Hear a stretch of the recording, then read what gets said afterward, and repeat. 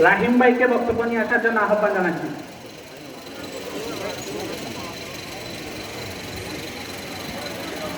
বিসমিল্লাহির রহমানির রহিম।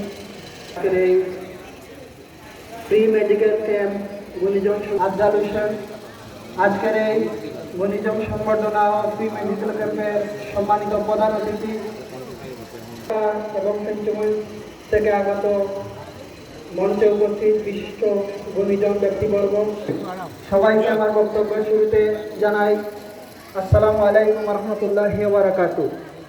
আজকে এখানে বক্তব্য দিবেন অতিথিরা। বক্তব্য দেওয়ার কিছু নাই, শুধু একটি কথা বলবো। এই উদ্দীপ্ত মানব কল্যাণ সংস্থার উদ্যোগে অতীতের বিভিন্ন সামাজিক চিকিৎসা ব্যবস্থা করে রাখা আমি উদ্দীপ্তকে সংগঠনের পক্ষে ধন্যবাদ জানাবো।